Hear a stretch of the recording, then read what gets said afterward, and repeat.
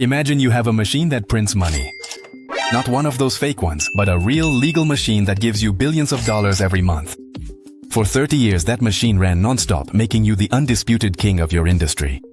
Now imagine that one day you turn around and see that your machine is not only smoking, but it's completely on fire. And you yourself poured the gasoline and struck the match. That, in a nutshell, is the story of ESPN. And how Disney is witnessing an $11 billion collapse in real time, just a little over a decade ago, in 2011. And it was, well, the crown jewel of Disney. It reached 100 million households in the United States alone, a number that today seems like science fiction. But by 2023, that number had plummeted to less than 70 million. 30 million subscribers gone. Meanwhile, the costs for sports broadcasting rights, their raw material, have skyrocketed to over $9 billion a year. It's a mathematical equation that simply doesn't add up. A plane in a nosedive with both engines on fire. So how did the world leader in sports go from being an impregnable fortress to a sandcastle about to be swept away by the tide? The answer isn't just one thing.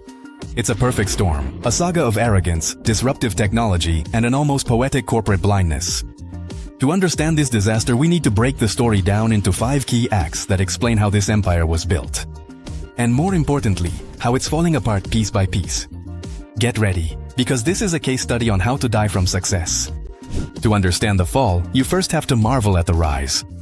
ESPN, which stands for Entertainment and Sports Programming Network, wasn't born a giant. It was born in 1979 from a crazy idea by a guy named Bill Rasmussen. He got $9,000 from a cash advance on his credit card and set up a satellite dish in a field in Connecticut. Their first broadcast wasn't the Super Bowl, it was the slow-pitch softball World Series. Their first headquarters didn't even have running water. They used portable toilets. It was the epitome of a scrappy startup, but they had a secret weapon. SportsCenter.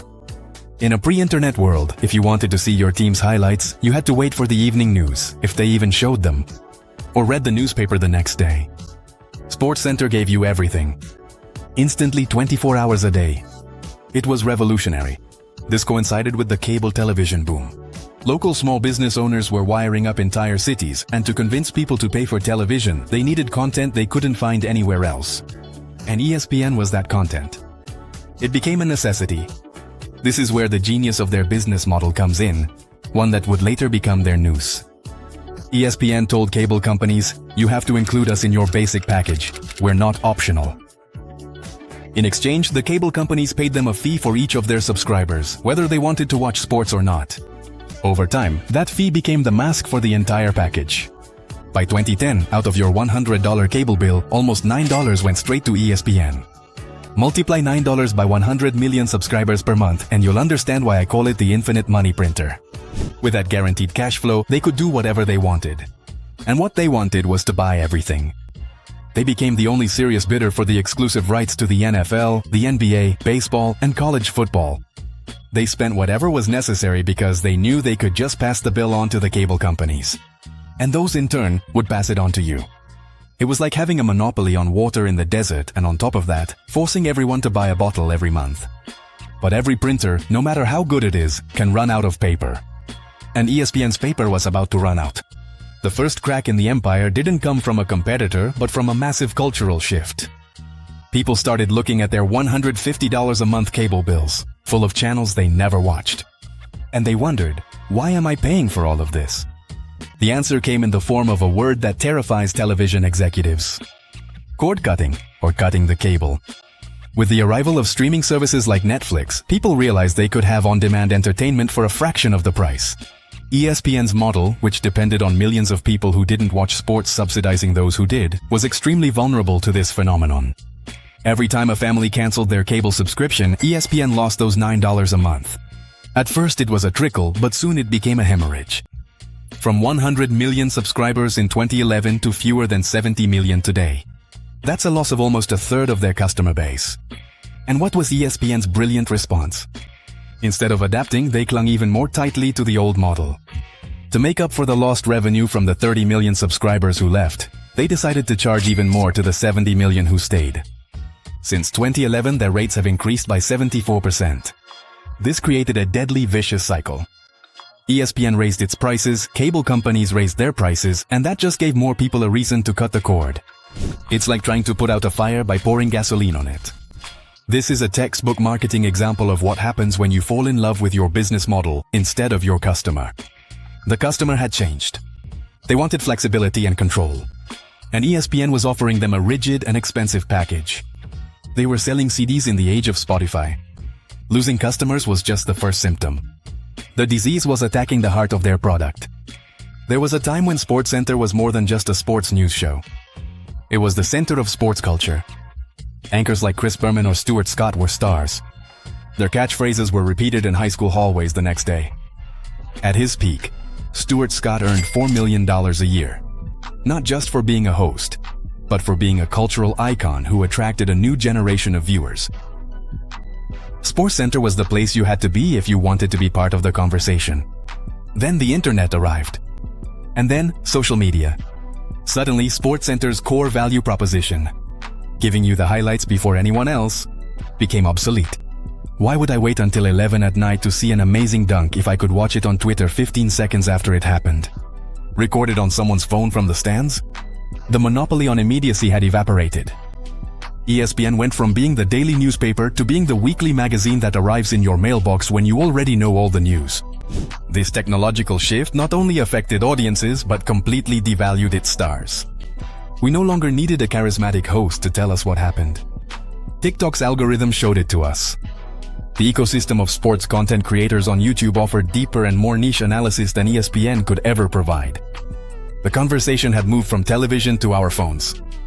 ESPN wasn't invited to the party. Its main product, the one that justified its existence and its price, had become irrelevant to a generation that doesn't understand the concept of waiting to watch something. So, with a subscriber base in free fall and its flagship show turned into a relic, ESPN was facing an existential crisis. But the real coup de grace, the one that would turn a bad situation into a catastrophe, came from its supposed partners.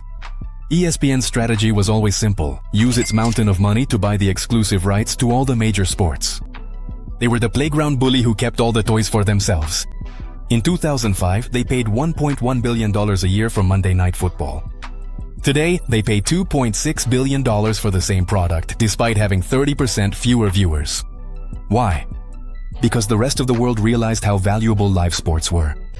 The only content people still watch live and can't easily pirate. Suddenly, ESPN was no longer alone at the auction. New players appeared with infinitely deeper pockets. Tech giants like Amazon and Apple, who didn't need to make money from sports. For them, sports are a hook, a way to draw people into their ecosystem. Amazon paid $1 billion just for the rights to Thursday Night Football to attract subscribers to Prime. Apple is doing the same thing with soccer. It's as if ESPN, who used to be the school bully, suddenly saw two professional heavyweights from the big leagues show up. To make matters worse, the sports leagues themselves, like the NFL and the NBA, which became multi-billion-dollar businesses thanks to ESPN's contracts. They decided they no longer needed the middleman. They started launching their own streaming services, going directly to the consumer. This created a perfect storm for ESPN. Their revenues were dropping drastically, while the cost of their main product was skyrocketing due to competition from tech giants and their own suppliers. The money printing model had been flipped.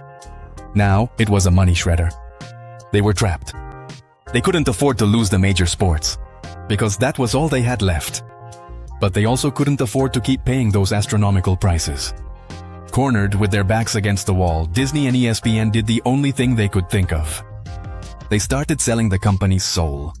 When a company panics, the first thing it does is cut costs indiscriminately. Disney announced a plan to save $5.5 billion. And a large part of those cuts fell on ESPN. The waves of layoffs began. But they didn't just fire anyone. They fired investigative journalists, veteran analysts, the people who gave their content credibility and depth. In their place, they promoted personalities who shout controversial opinions.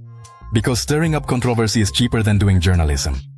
The content suffered what is known on the internet as in-shitification, a term that describes how online platforms start out great for the user, and little by little they degrade in order to squeeze out every last cent. SportsCenter stopped covering a variety of sports to focus almost exclusively on teams from the big markets like New York, Los Angeles, or Dallas, alienating the rest of the country. Intelligent programs and quality documentaries were replaced by shallow debates and superficial analysis. It's as if your favorite gourmet restaurant fired the chef and started serving only frozen microwave meals. And then came the final move, the most desperate one. ESPN, a brand under the Disney umbrella, the quintessential family company, dove headfirst into the world of sports betting. They signed a $2 billion deal with Penn Gaming to launch ESPN Bet. Now, it's impossible to watch a game on ESPN without being bombarded with ads and graphics urging you to bet. They've turned the experience of watching sports into one big online casino.